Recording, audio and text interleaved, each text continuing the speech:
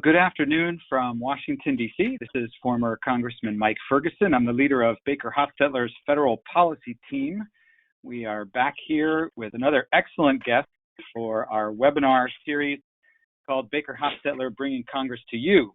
And my co-host, as always, is my friend and colleague here at BakerHostetler, a former colleague from the House of Representatives, former Congressman Heath Shuler. Heath, it's great to be with you again. Good to be back with you, Mike. Sorry I missed yesterday. I understand you had a great conversation with Republican Senator John Barrasso, and looking forward to hearing them and keeping that bipartisan theme with a Democrat from the great state of New Jersey. That's right. I would say not just the great state, maybe the greatest state. Maybe Cory Booker and I would both say. Senator Cory Booker was elected to the Senate in 2013. He gained national recognition as a rising Democratic star during his 2 terms as the mayor of Newark, New Jersey. Previously, he had served on the city council there. He started a nonprofit organization providing tenant legal services for low-income families. And like you, Heath, he played a little football in college.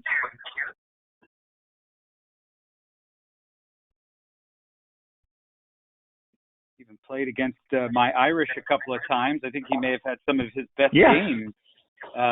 He did. He did. He played against the Irish, and then later become a Rhodes Scholar, law school, and then began his career in public service. In the Senate, he serves on the Environment and Public Works Committee, the Foreign Relations Committee, and the Judiciary Committee and Small Business Committee.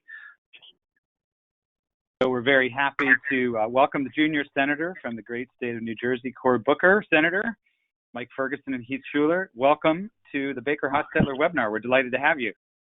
Hey, Mike and Heath, thank you guys for having me. And Mike, talking about the best state, it's difficult down here in the Senate. You got a lot of competing interests in that. So I won't assert that we're the best state, but I will say that we are the best looking state. Our people aesthetically are very pleasing to look at from the state of New Jersey. Yes, well put. You know, we were kidding. Heath and I were kidding a little bit earlier. We know you both had very esteemed football careers in college, but I was saying to Heath, Cory, if you had a guy of Heath Shuler's caliber throwing the ball to you in college, heck, you might have ended up in the NFL also.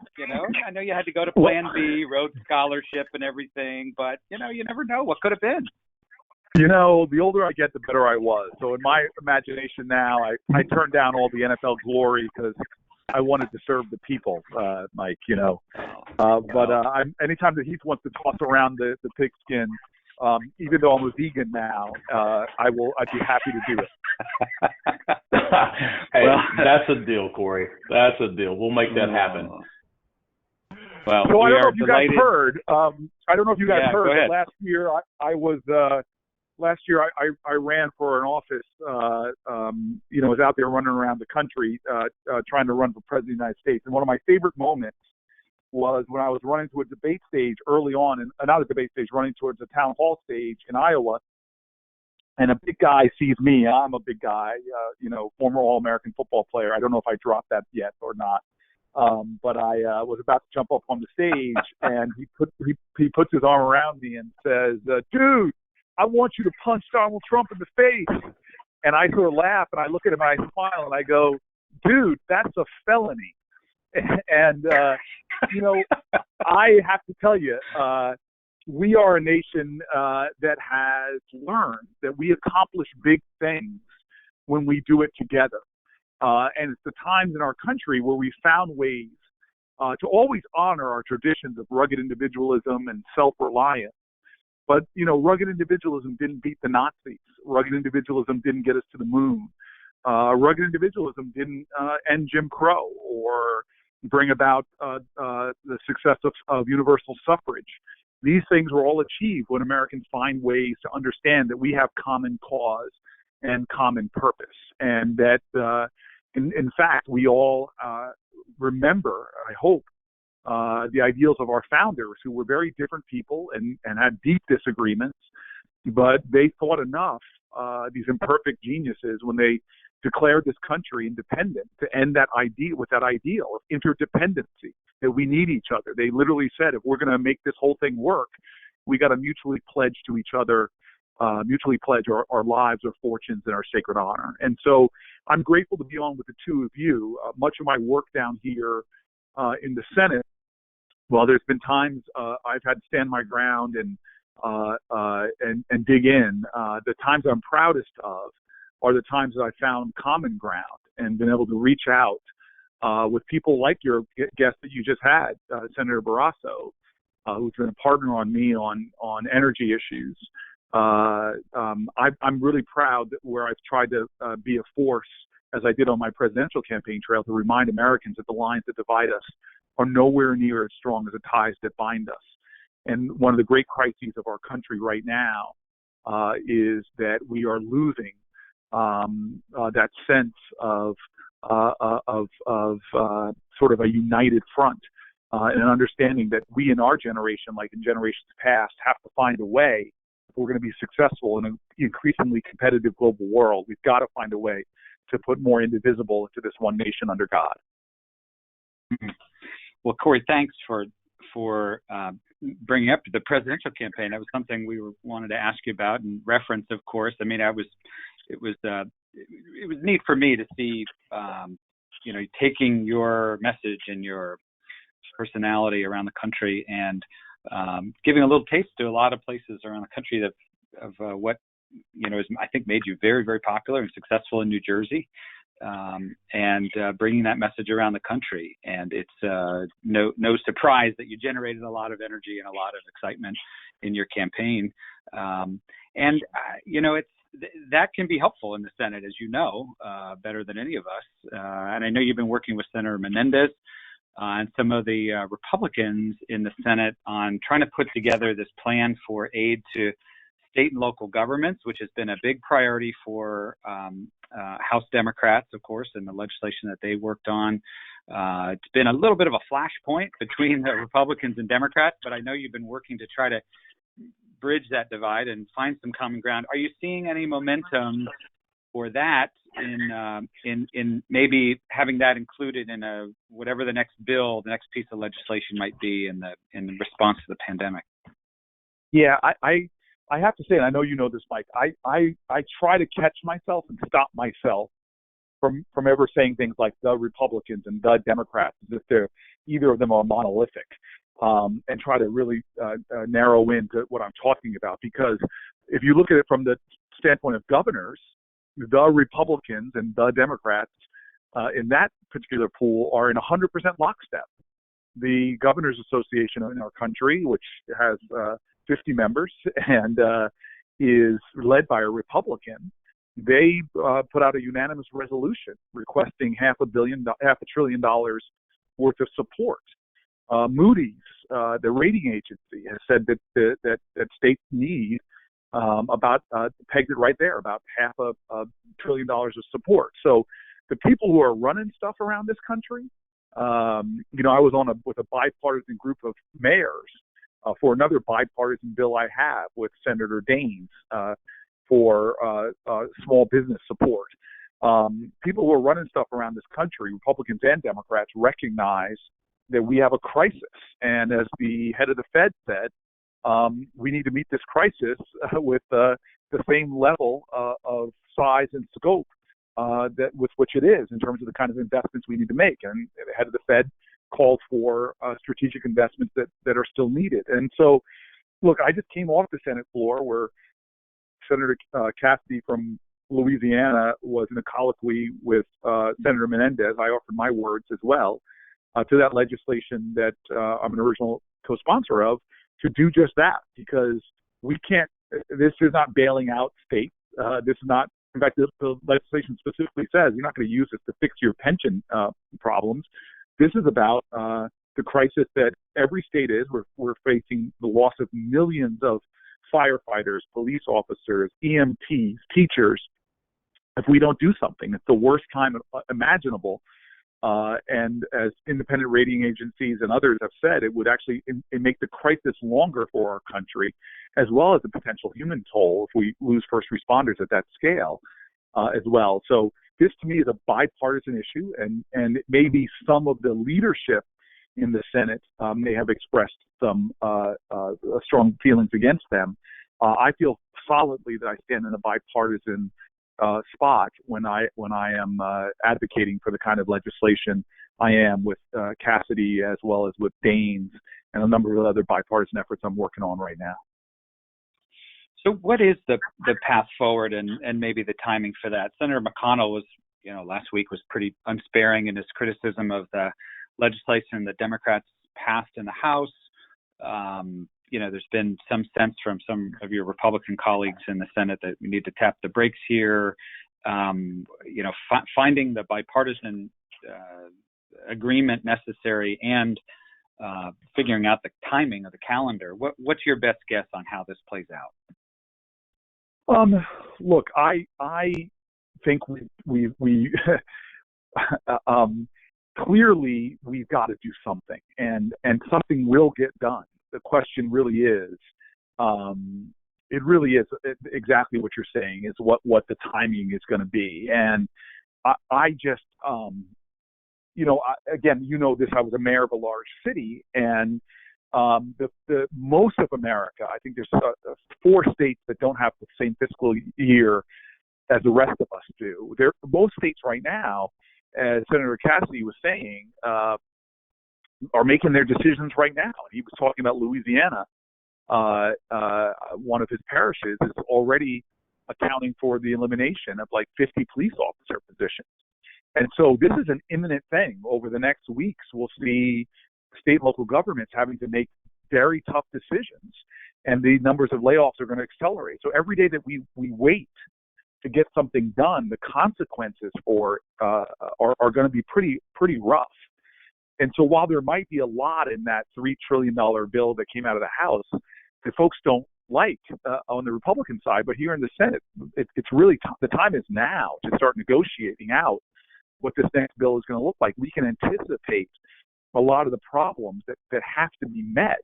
And even if we take it another 2 stages even, I think that most people are projecting a longer, more difficult economic crisis if we do not do the kind of stimulative things that we need to be doing. Cory, this is Heath. You've been very concerned about minority-owned businesses being shut out of the PPP program. One of our attendees also noted that many of the small businesses were shut out as well, especially in U.S. territories due to unsophisticated banks. Is there a way that Congress can kind of fix this issue? And as a little bit as a follow-up, taking the same things that now in the first CARES Act, are there things that the Senate is looking at that kind of really takes their time, unlike maybe the House kind of gets in a hurry and kind of throws a lot of things out there? Are they some more of a accountability and check marks that can be done through the Senate legislation to kind of fix certain issues or unforeseen issues with other pieces of legislation?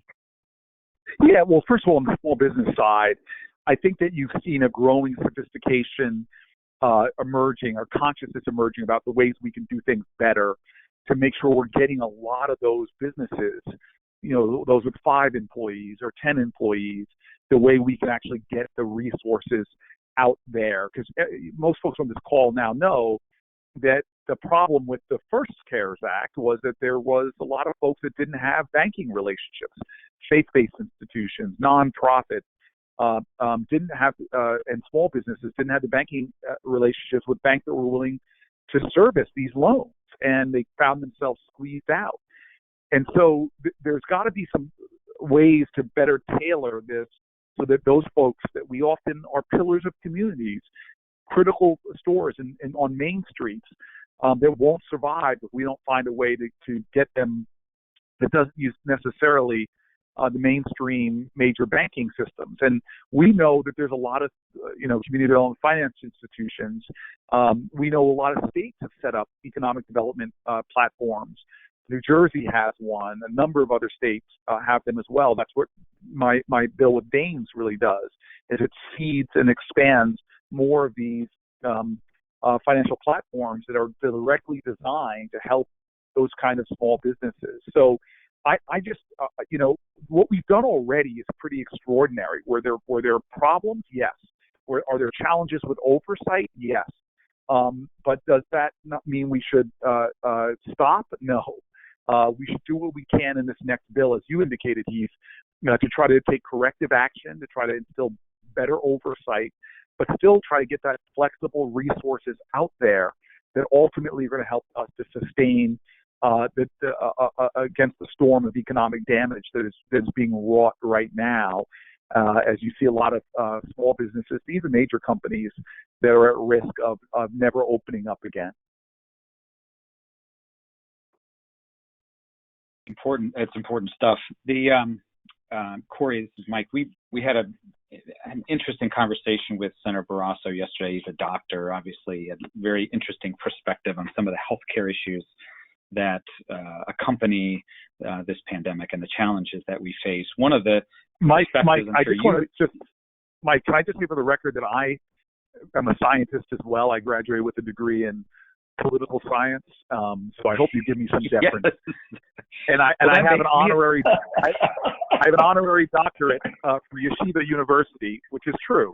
So I don't know if I qualify for a doctor, but I may be a few steps away from being able to perform some weddings. Wow, Heath, you and I have to rejigger that is great. Our commentary here to refer to him as Dr. Booker for the rest of this webinar, at least. Yeah, that's right. Well, I was going to talk about, you have a very interesting perspective on medical innovation. Of course, we know New Jersey is, the world's medicine chest. We have so many, you have tens of thousands of constituents who work in the life sciences. And now with so much of a spotlight of the world, certainly of the country being on, we know we're not going to get back to normal until we have a vaccine. So much of that is happening in New Jersey. D-N.J, of course, has been in the news a lot as one of the companies helping to lead a way to a vaccine. Typically, as you and I both know, the life sciences industry, the pharmaceutical industry can be vilified by lots of folks in politics. That's an easy attack a lot of the time. But how do you, in the rhetoric of this conversation and the recovery that our country needs to go through now, and you having tens of thousands of folks who work in this industry, how do you reconcile protecting that medical innovation that is so necessary, that is going to be the key to our recovery, with the criticisms that we see of the industry from a lot of different corners in politics these days? No, I appreciate that, and I don't think it's that hard to reconcile the tension here. And let me just say very clearly, one of the reasons I love you, Mike, is because we both are proud Jersey boys. We may be down here in the D.C. area, but if you cut us, we bleed Jersey. And we have an incredible state when it comes to, as you said, America's medicine cabinet. We have scientists in New Jersey who are on the cutting edge of treatments for tons of, I've been blown away to see the innovations from painful illnesses, sickle cell, more, unfortunately, growing almost epidemic-like conditions like diabetes. And you said it, in COVID-19, J&J, Johnson & Johnson, they're racing. We should all be proud of J&J, but also Rutgers, frankly, which that you may know this, that developed what's called a emergency use authorization from the FDA for a very innovative saliva test. And so, I love the fact that we are innovators in the life sciences. And, that's why I think that we have to be able to have this conversation about keeping our research and development edge as a country, which we've been losing, frankly, in terms of our investments in R&D, public-private. We used to have the most R&D intensive economy on the planet Earth, and public-private combined. We're no longer that. And the life sciences, biotech, other countries are trying to race past us. So we've got to be a country committed to keeping that edge through public-private research, both of which we've seen taken a hit, But we've also got to be willing to say that no one in America should die because they can't afford life-saving drugs, and that there's a real serious problem. When I live in a community, and not even New Jersey, heck, I still remember a conversation I had in Iowa with a guy who rations his insulin because he can't afford it, which is actually more expensive to our country, because those kind of folks who do that end up in hospital emergency rooms because of insulin shock. And we have this crazy system where, because of our pricing models, that we are, I still remember at Top's Diner in right outside of Newark, sitting with a guy who couldn't afford his prescription drugs for his mental illness, was working a great job where he was a service to his community, but began rationing his mental health drugs and then fell back into a serious mental health crisis, lost his job, unemployed, now again costing all of us more money in that position. Because, by the way, what do we do with people who aren't getting the kind of mental health care? We over-incarcerate them, or they end up in our hospital emergency rooms. We have the most outrageous system that's built to do exactly what it's accomplishing, is damn near at 20% of our GDP. And so there is something wrong that I could go right over the border in Canada and get insulin for 1/10 the cost in the United States than it is in the United States. So these two things are not incongruent. You can have the leading cutting-edge society for innovation in drugs. We had it for generations before we saw the kind of massive explosions in drug costs like we've seen over the last 25 years. So the two are not, are in no way not something we can't solve for. Seeing greater investments in innovation and research, and having not a system that is so damned that I've seen the agony in my own neighborhood. As you know, I'm the only senator that lives in a low-income community, where people are seeing greater costs, not just to their lives and their health and their well-being, but to us as taxpayers, because prescription drug costs have gotten insane. We are hurting ourselves in this society and could easily redirect large amounts of our healthcare expenditures towards research and development, and not towards what we're seeing right now is massive amounts of human misery and an unconscionable situation where you have drugs that are being sold in this country, where we did the innovation and research investments at multiple times the same cost that people are selling them in other countries. That to me sounds almost like it's un-American.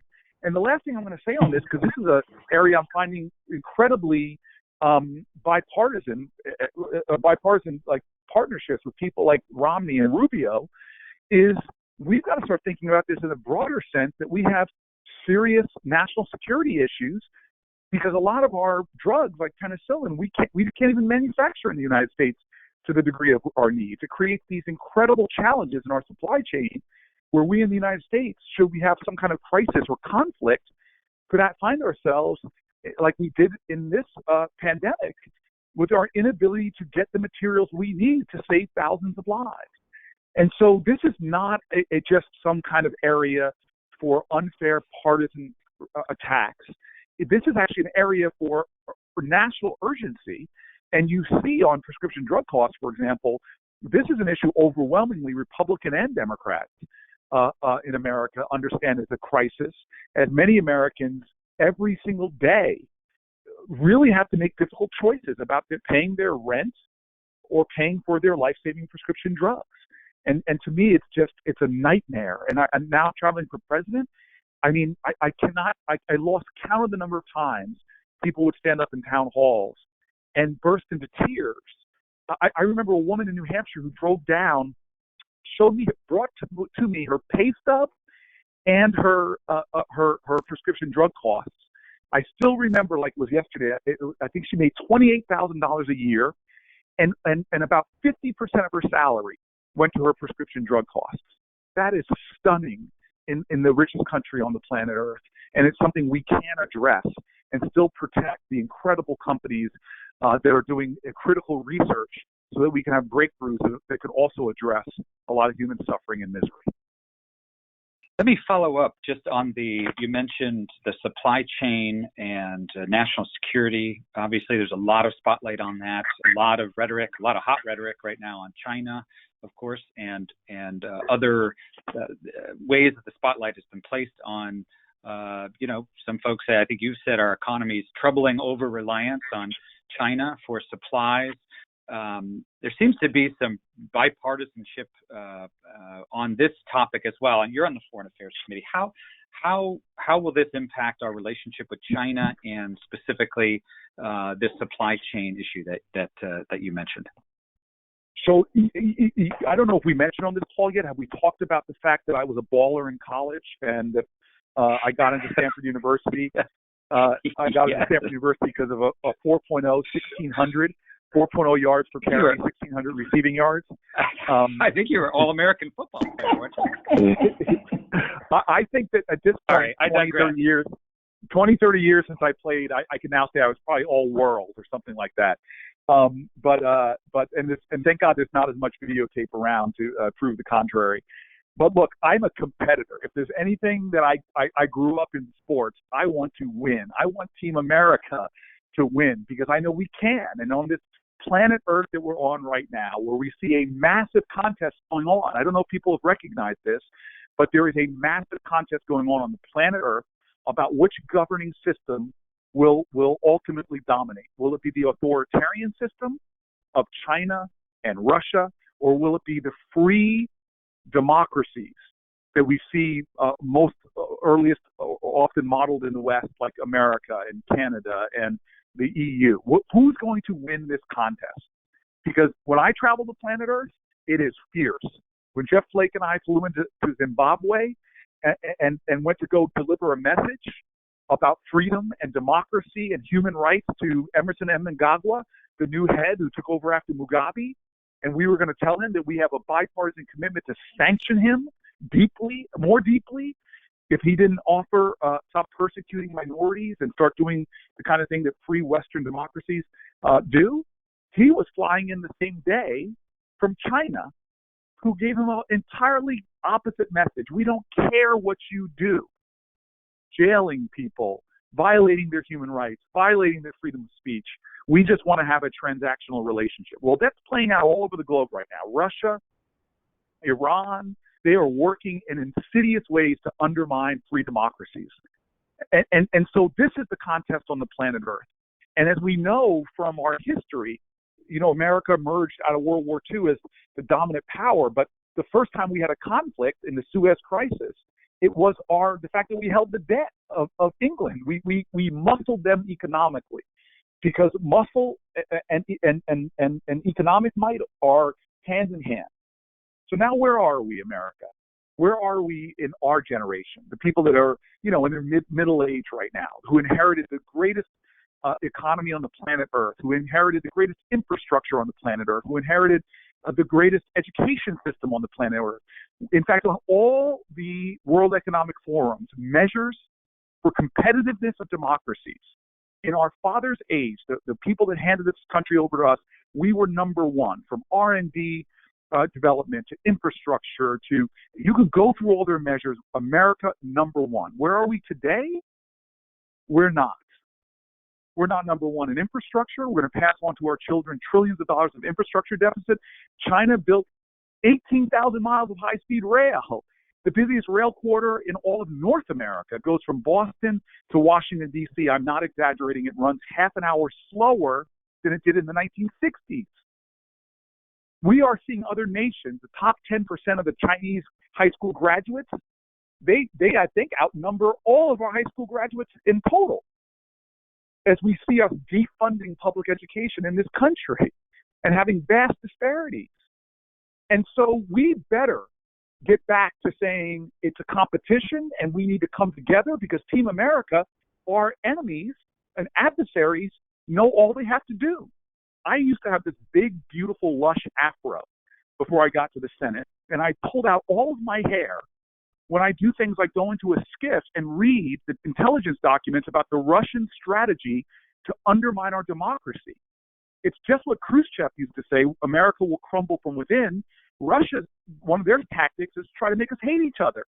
They go on our social media accounts and try to make us so debilitated by division that we can't even do the things we all agree on that help us to outcompete our rivals.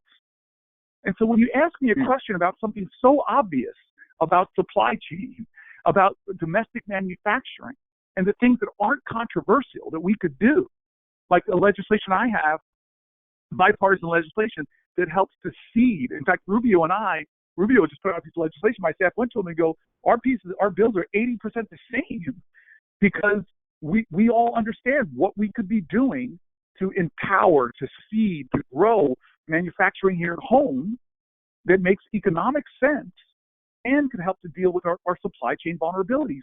We need a wake-up call in this generation before we hand over our country, not like we received it. We inherited the best house on the block, and we've trashed it now and are about to hand over our children stunning levels of deficit, stunning levels of infrastructure decline, stunning levels of educational decay. And on top of that, just silly rules like the head of Stanford University, who wanted to come see me.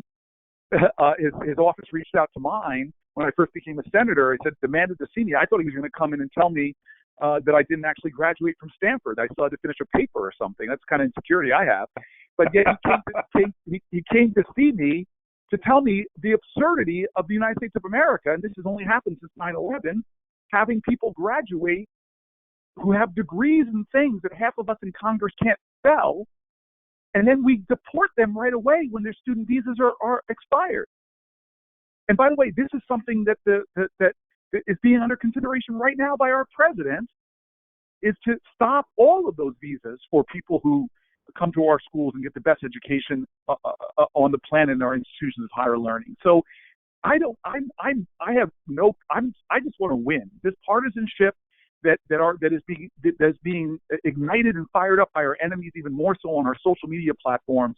We got to get beyond this in our generation, because not on my watch will I inherit something from my parents and hand it over in worse condition to my children. We can turn this around. These are common sense policy decisions. And the great thing about it is we can do it in a way that reflects our moral values. Let me give you the last example of this. If there's anything this COVID virus has shown us, is the fragility of our society, but also the economic fragility, not just the health fragility. We make decisions every single day in America and don't realize that it hurts not just our values, our common values that Republicans hold just as dearly as I hold. It also hurts our economy. I can show you so many balance sheet analyses like this. Like, take, for example, Seattle did a study of what was more expensive.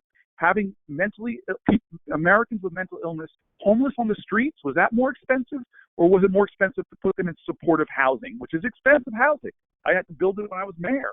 Hard to get federal support to do that.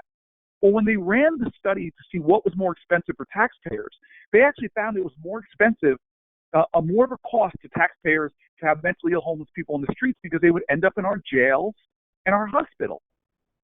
And so I'm just a big believer right now that America, it's not that complicated to get it morally right and economically right, and to show the planet Earth that freedom and liberty and the ideals of love thy neighbor, stand by your fellow American, be willing to sacrifice for them.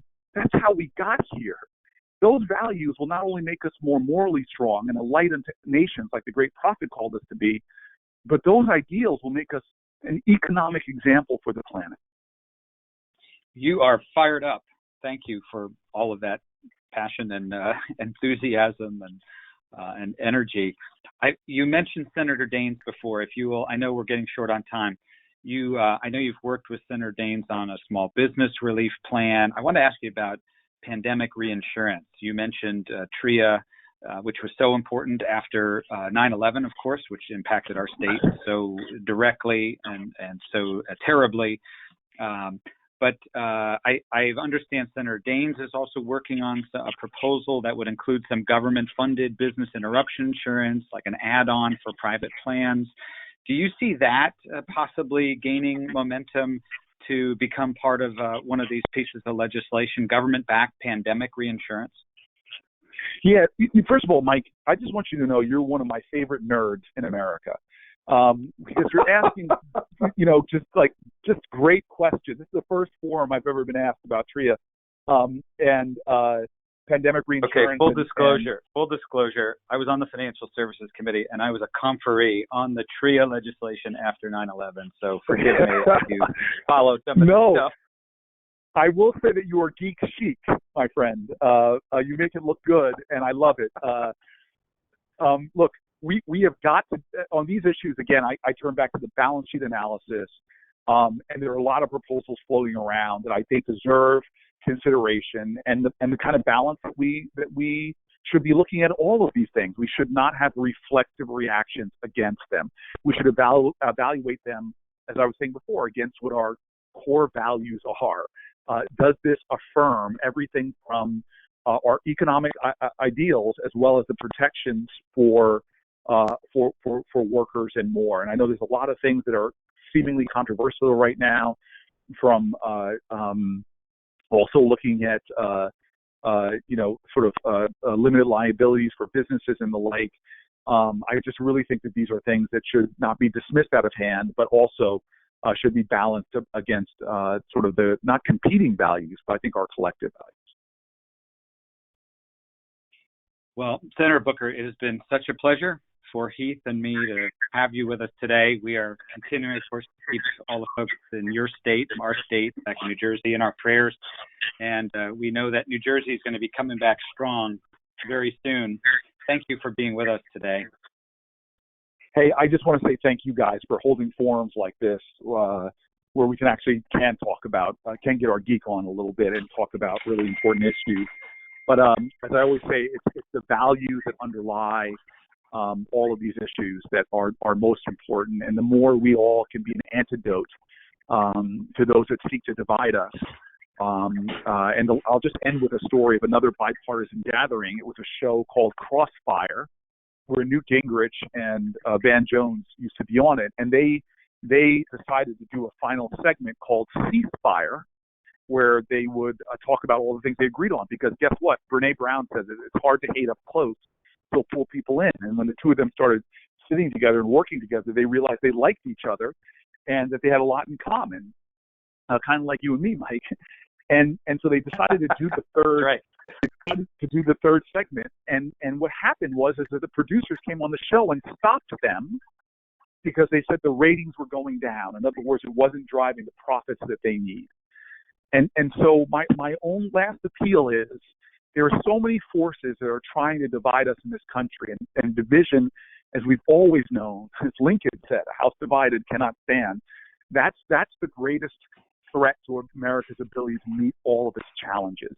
And all of us have to make a commitment to do better than we've done in the past years, because what's been happening in this country isn't enough. All of us have to make in our own hearts a commitment to do something out of the ordinary, to try to heal, to try to help, to try to bring this country together so that we can emerge in this century as a sustained leader of the planet.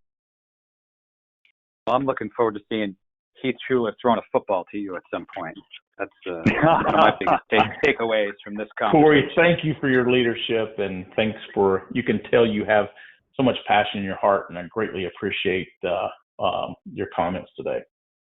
Thank you all. Thanks for the forum, and I look forward to seeing you soon, God willing, when we can get up close. And Mike, you're going to have to suffer through a hug probably next time I see you, so just prepare yourself. I look forward to it. All right. Take care, fellas. Thank you. Thank you. Thank you, Senator Cory Booker. So thanks to everybody for joining us this afternoon. We have been enjoying this series, and we have some more exciting guests coming up in the coming weeks. And so keep an eye out for our announcements. We have a couple of folks that we are confirming with as we speak. So that's very exciting. But in the meantime, we'd love to hear from you. Please reach out to our federal policy team at any time. And Heath, my friend, I hope you and your family have a wonderful Memorial Day weekend. Thanks, Mike. Same to you and the audience, and looking forward to the announcements in the next week or so. Looking forward to those announcements as well. For all of our team here at BakerHostetler Federal Policy Team, thank you again for joining us, and good afternoon from Washington, D.C.